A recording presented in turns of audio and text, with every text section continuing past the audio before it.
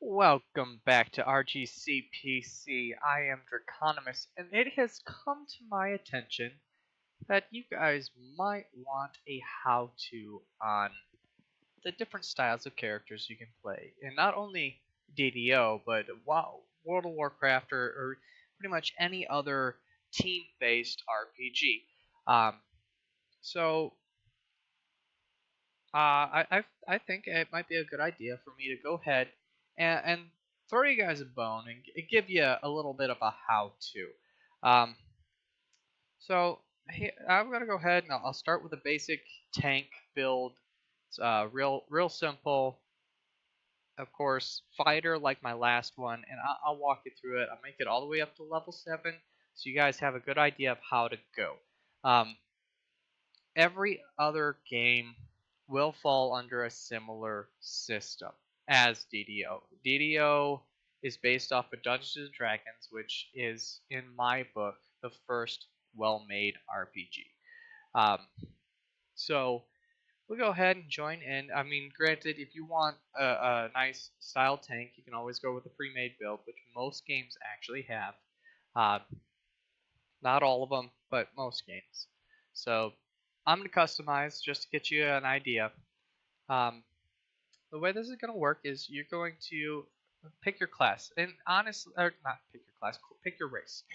Honestly, if you're going to be playing this character for any period of time, pick a race that you like. For me, I have a preference for halflings. Alright, so you can tank with literally any race that is available to tank with. In other words,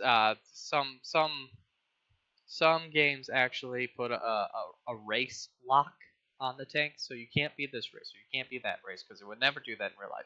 Well, here's the thing: it's not real life. All right, so just be whatever you want to be. And DDO is a really good way to go. So I'm gonna go ahead. I'll make a halfling for you. Of course, tank style fighter. And we want it to have some decent amount of strength. But being that it is a halfling, it has reduced strength. So it's a thing. The most important one is, of course, constitution. If you die, you are done. There is no way around that. Now, as you see, I've made it out in this manner. So, again, halflings, lower strength. So strength of 14.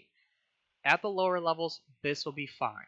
You'll be able to improve this as you go. So at low levels, a 14 strength is perfectly fine. Dexterity, honestly, you'll be wearing heavy armor, so there's no point in putting on a dexterity higher than 12, because that'll only give you a +1 dexterity bonus. Alright. Constitution, again, health, very important. If you die, everyone dies. So keep yourself alive. Intelligence is important due to a couple of feats. Now, these so the other games do it differently. You don't half the time you don't even have access to these scores, but on DDO you can customize it the way you want. So, really important thing for any tank is the ability to draw aggro from everything. In other words, pull more aggro than any other player that is with you, especially your healer. Alright, so you want to take the damage, not your healer, not your caster, and especially not your rogue. Okay, and I get to why not the rogue much later. Alright, so you're going to max out your Intimidate on DDO. On other games such as WoW, they actually have a threat ratio, so it's based on how much damage you do and how much threat you pull. So that's the way that works. It's real simple, easy way to go. But Intimidate actually allows you to pull aggro from everyone. Okay, so that'll be a really big focus for this style character. We move on. You're going to want Die Hard. Really important feat to have, especially as a tank. If you fall down, you will automatically stabilize and stand up your next what is considered your next turn. Essentially, it's 6 seconds later, so right around there. Important one to have is improved shield bash along with power attack, shield mastery. Toughness is a good one to have. And that's about it for first level. So what we're going to do is we're actually going to go with shield mastery, which gives you physical resistance using the different styles of shields. So I believe, yeah, it's plus 10 when using a tower shield, which is what we're actually going to be doing. It also gives you a double strike bonus and a combat style bonus for the build. So now that we have our feet set, we'll go ahead and hit next. We'll customize this thing because I don't like his Friar Tuck look. So let's see here. Of course, we're not going to be doing anything rugged or anything special like that. I'm thinking my wife is coming downstairs and she might make a cameo on this video. No, she's just walking by silently with her phone to her face. Anyway, I'm liking that mohawk, so we'll go ahead and go with the mohawk. Orange hair. We'll just lock this.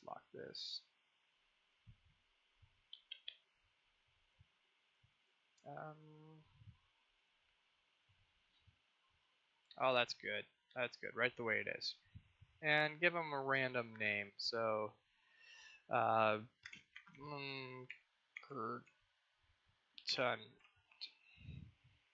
work for now. Again, I like neutral simply because it gives you opened options for weaponry, so your alignment weapons. But that's about it. You don't need the last name because it'll probably be trash right after this video. Like I said, I'll make them all the way up to level 7, so you guys get an idea of the way things work as you level. And then after level 7, you'll have to do it yourself because I can't go beyond that in such a short period of time.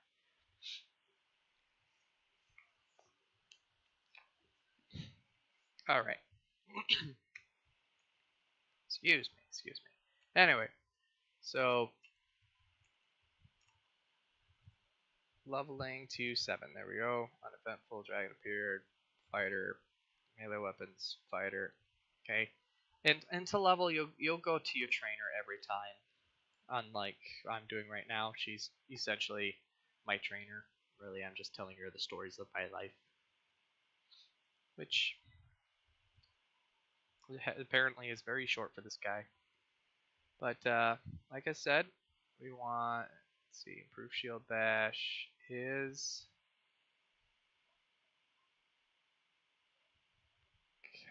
combat expertise is not an option right now. Apparently, I need a 13 intelligence for that. So that's something I can get later. I'm not too worried about it.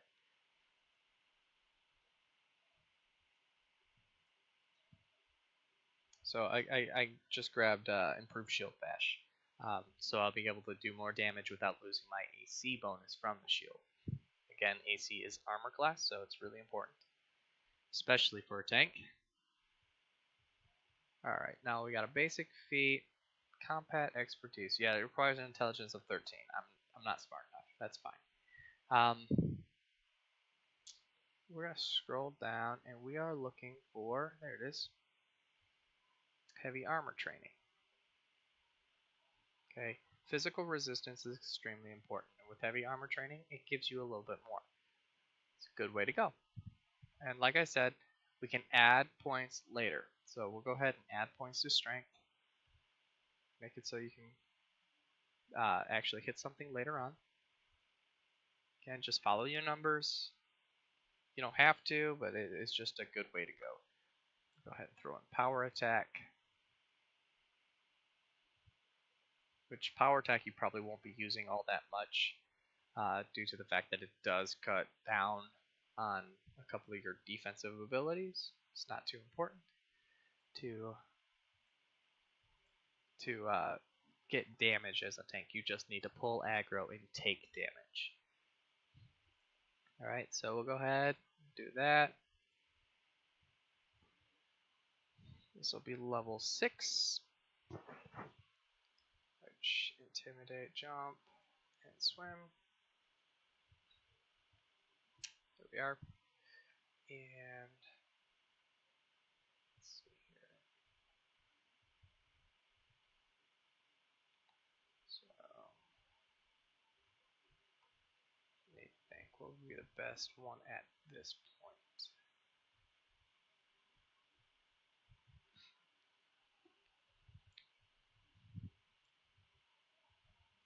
Alright, so what we'll do is we will be using cleave. Sorry, passed it up a couple of times. And not great cleave. It's a nice one to have, but we're going heavy armor combatant. There we are. Again, pull aggro, not deal damage.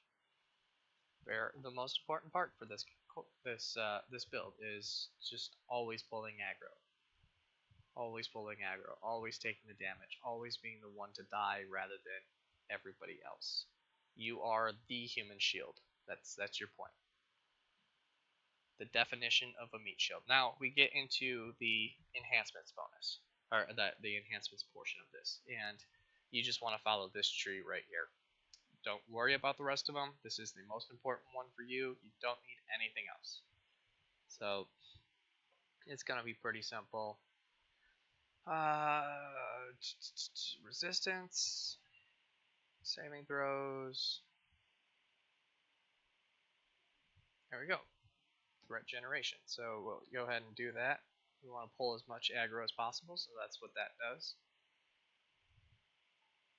Of course, this is your stalwart defense stance, which boosts your physical resistance and magical resistance by quite a bit. 10. And it gives you a bonus to threat generation. So again, you want to take aggro, not them.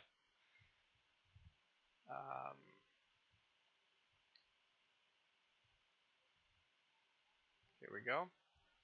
Good one to have if you're ever helpless. There it is. Overbalance. So right there, gain Vorpal.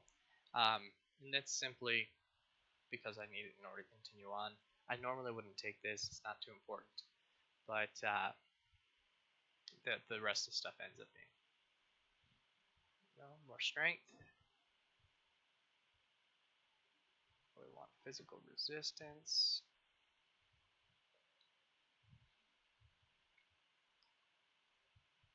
Better armor. We have 7 more points to use.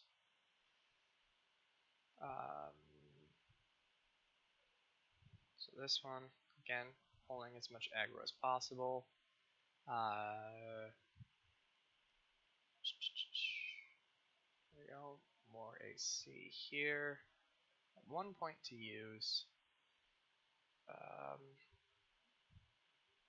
And we're going to go ahead and do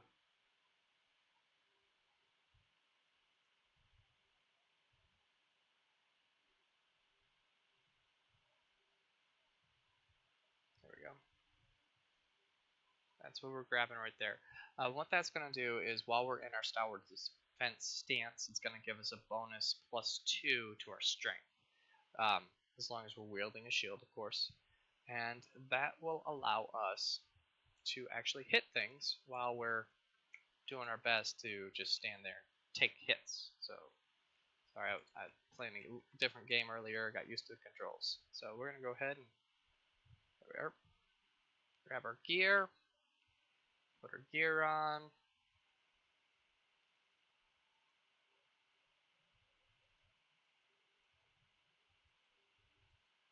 And the most important part of this build will be the armor, which I am currently equipping.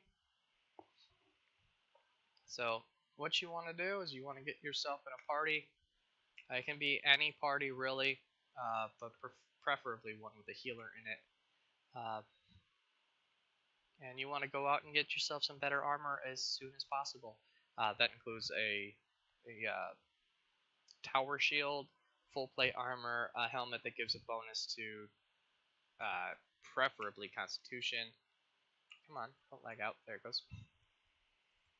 Okay, so I'm going to go in here. I'm simply going to grab a long sword. There it is. Maybe. Come on. And equip that, and that'll be our main weapon. Now, as you see, level 7, 168 health. Really not that bad. There are better builds. Again, I prefer halfling, so that's just the way it is. If you want a really good tank style, go with a dwarf or a warforged if you have it unlocked.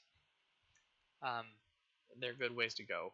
The race doesn't really make that much of a difference in other games, such as World of Warcraft or anything along those lines. If it's available to you, just go ahead and do your tank build. You know, because it doesn't matter. It really doesn't matter what your race is. Play one that you're gonna like. But the whole point in a tank build is to take the damage. Okay, if you die, it's okay. If your cleric dies, it's no longer okay. Okay. Now I told you that you didn't want your rogue to die. You didn't want them taking damage, and there's actually a real reason for that.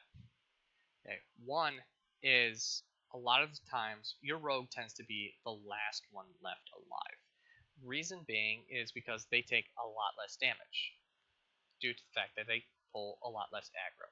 This being the case, if you have somebody who understands this concept, you get a rogue that does a little bit of healing, like heal skill, not actually like heal spells. But you have the heal skill, they're able to pick you up.